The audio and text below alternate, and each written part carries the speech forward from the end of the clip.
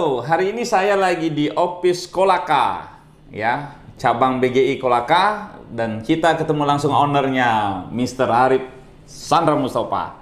Ayo kita mau wawancara beliau, seperti apa pengalamannya selama bergabung bersama Brawijaya Group Indonesia. Ya, sip, top.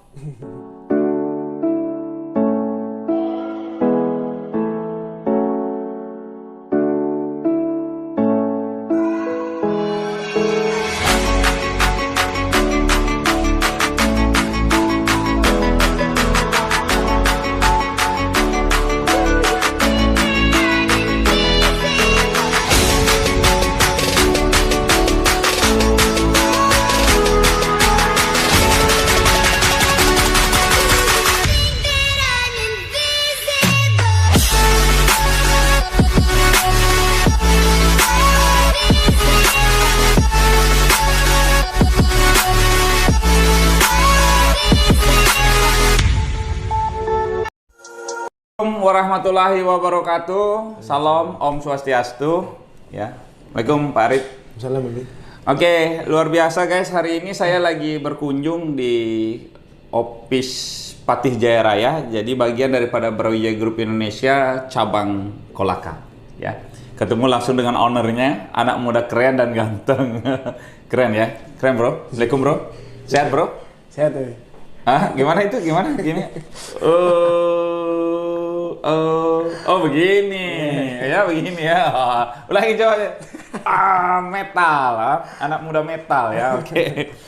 Oke, Pak Arif, kita ngobrol dikit nih Pak Arif. Mumpung saya kunjungan sini, ceritain dong sedikit pengalaman Bapak selama ikut bergabung bersama Brawijaya Group Indonesia. Pengalamannya seperti apa sih?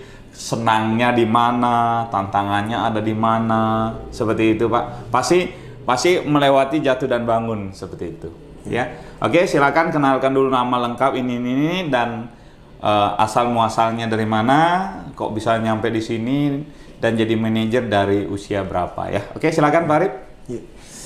Oke, sebelumnya nama lengkap Arif Sandra Mustafa, tempat tanggal lahir Blitar 19 Juli 1998.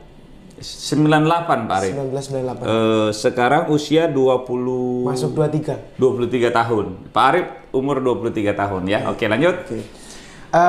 Jadi ownernya Pak, jadi manajernya di usia berapa? Umur 18 tahun awal. Ya. 18 tahun lebih 10 hari. 10 hari. Ya, saya masih ingat ya. Oh ya, teman-teman, Pak Arif ini jadi owner di usia 18 tahun lebih 10 hari di kantor saya di Balikpapan ya. Oke ya. Lanjut, Mas. Oke, sebelumnya saya berasal dari keluarga yang kurang mampu, bisa dibilang begitu, karena ekonominya di bawahnya sederhana. Banyak kekurangan kalau dibahasakan. Oke, kemudian pendidikan terakhir SMP, karena lanjut SMA tapi tidak selesai. SMA-nya nggak selesai, jadi mendaftar dengan ijazah SMP ya. Yeah. Awalnya mendaftarnya bukan mau jadi manajer kan? Bukan. Saya cerita review ulang, Pak Arif ini melamar di kantor saya di Tulungagung. Benar sekali, di kantor Tulungagung. Dia mau melamar mau jadi marketing. Iya betul, jadi marketing. Habis itu dapat pindah tugas kantor ke Balikpapan. Iya. Betul, di Balikpapan. Karena melihat minat bakat dia bagus, kita mendorong dia untuk dia jadi manajer di perusahaan. Betul ya Pak ya? Betul, Oke, siap. Lanjut Pak. Oke, jadi pendidikan terakhir SMP, kemudian pernah bekerja juga sebelumnya menjadi karyawan di salah satu toko atau bengkel spare part motor di Surabaya. Nah, cuma di sana hanya mendapatkan gaji yang cukup untuk makan saja. Ya, berapa gaji Pak waktu itu? Gaji waktu itu karena masih baru jadi karyawan 900 per bulan plus uang makan 7.000 per hari. 900 per 7.000 berarti sekitar 1,1 ya? Ya, sekitar itu. Ya, dapatnya situ. Oke, nah jadi karena merasa kalau penghasilan segitu ini kurang, apalagi untuk masa depan sangat kurang sekali, akhirnya memutuskan untuk berhenti, resign dan mencari pekerjaan yang lain. Akhirnya dapat info lowongan kerja dari saya punya leader, ada Pak Samsul Arifin. Kemudian saya diarahkan untuk datang membawa berkas. Tanpa berpikir panjang, saya langsung bawa lamaran dan langsung memutuskan untuk tinggal di mes. Oke, betul tadi yang dibilang Babe Wayan, saya niat kerja, intinya ya untuk cari uang saja. Belum paham peluang, belum ngerti tentang dunia bisnis, nggak tahu itu marketing apa, yang penting saya kerja, tidak menganggur dan punya penghasilan. Nah akhirnya setelah mendaftar, 1 minggu di kantor dijelaskan tentang peluang. Di perusahaan kita ada jenjang karir, nah akhirnya saya tertarik. Ya kan, tertarik, dan juga sebagai ajang pembuktian bahwasanya nanti kalau saya berhasil, ada anak yang lulusan pendidikannya hanya SMP tapi dia mampu karena punya keinginan yang kuat dan kerja keras yang pantang menyerah. Begitu. Gitu ya. Luar biasa. Pak Arif, begini, ada tantangan nggak selama bergabung di BGI, Brawijaya Group Indonesia? Sampai saat ini, sampai Bapak sudah jadi owner, punya perusahaan sendiri, apa tantangannya? Ya, kalau tantangan di awal pada saat berproses, yang pasti umum lah, tantangan yang banyak orang mengalami, negatif atau kurang kepercayaan dari orang tua, saudara, bahkan teman.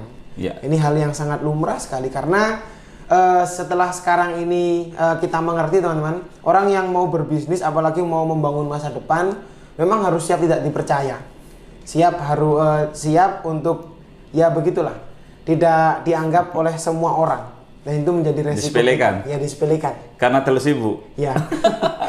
Oke. Jadi tantangan kalau di awal berproses itu. Ya, orang tua kurang mendukung, ya. Keluarga, saudara, teman ya, tidak ada yang mendukung. Tidak ada yang mendukung. Okay. Mereka hanya berpikir pekerjaan seperti ini tidak jelas. Ya. Itu yang mereka pikir. Karena training Bapak dasarnya mulai dari lapangan dulu. Ya, mulai dari melakukan pelatihan marketing tradisional ya. Oke. Okay. Ya, nah, cuma seiring berjalannya waktu, karena sudah makan waktu lumayan ya kan, dan cukup, akhirnya dipromosikanlah ke jenjang marketing manager. Ya. Nah, pas di situ satu persatu dari keluarga, teman, saudara mulai percaya dan menganggap saya sebagai orang yang memang membuktikan apa yang sudah saya perjuangkan selama ini.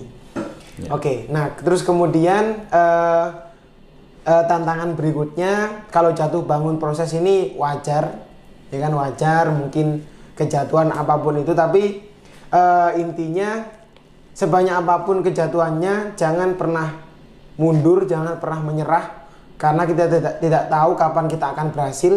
Tapi ketika kita tidak pernah menyerah, kita pasti akan berhasil. Ya, oke. Okay. Seperti itu. Itu tentang tantangan ya. Ada lagi Pak tantangan lain yang Bapak dapat? Oke, kalau tantangan setelah lulus, ya kan, pada saat merunning bisnis, pernah saya punya kantor sebelumnya di Banjarbaru. Itu pengalaman pertama saya mengelola kantor, mengelola bisnis. Nah, mungkin karena usia masih muda, ya kan, 18 tahun, ya kan. 18 tahun ya. Usia kalau zaman sekarang mungkin anak-anaknya masih labil, belum dewasa, ya kan. Akhirnya tidak lama, sekitar kurang lebih 1 tahun saya merunning bisnis, harus belajar lagi, ya kan. Kembali ke kantornya leader. Jadi saya di situ pembenahan tentang manajemen kantor, terutama pembenahan tentang attitude lagi. Oke, dan setelah itu diajaklah ekspansi ke Makassar dan pembukaan kantor kedua saya di Palopo. Alhamdulillah di sana bisa melahirkan manajer di sana ya. Ada 2 manajer di promosi di sana. Oke, di Palopo ya. Oh ya, berikutnya apa hal-hal tadi kan tantangan nih. Apa hal-hal yang luar biasa yang Bapak dapatkan selama bergabung bersama kami? Oke, yang pasti tentang peluang teman-teman. Jadi di luaran sana mungkin kita hanya bekerja dan diberikan penghasilan atau gaji saja. Ya. Yang mana penghasilan itu hanya cukup untuk memenuhi kebutuhan kita dalam waktu 1 bulan. Sedangkan di sini kita diberikan peluang. Dan kalau peluang itu kita dapat, otomatis nanti penghasilan yang kita dapat pasti akan jauh lebih banyak dan peluangnya jauh lebih besar. Begitu. Oke. Sekarang Pak Arif punya organisasi berapa office Pak? Berapa kantor sekarang? Total keseluruhan ada 4 kantor. 4 kantor? 4 kantor cabang. 4 kantor cabang ya? Iya. Di usia 23 tahun? 23 tahun. Wow ya. Sudah lumayan lama juga bersama Brawijaya Group ya? Oke. Ada hal yang enak lagi Pak?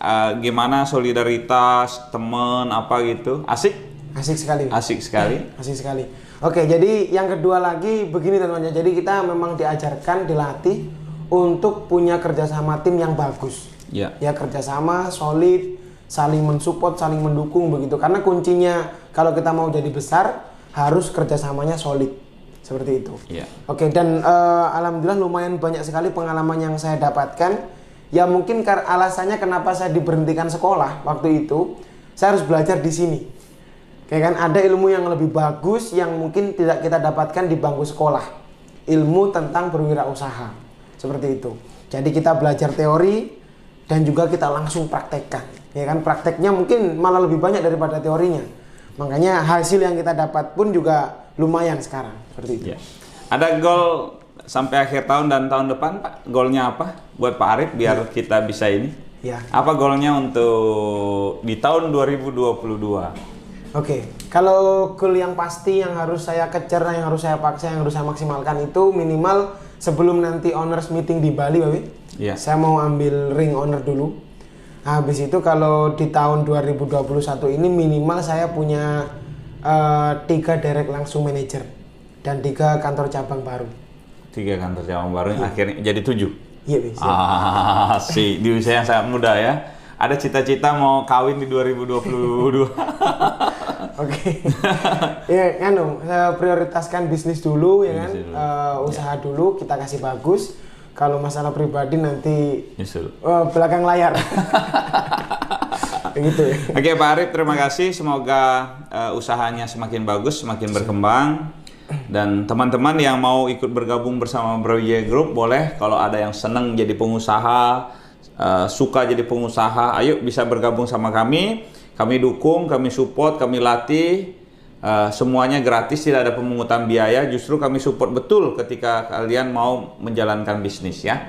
Dari segi modal, dari segi produk apa semuanya kita support dan kita punya konsultan bisnis yang profesional lah. Ya, itu aja Pak Arif. Oke, teman-teman se-Indonesia, sukses buat kita semua. Sukses. Ya. Wassalamualaikum warahmatullahi wabarakatuh. Waalaikumsalam. Salam, Om, Santi, Santi, Santi Om. Merdeka!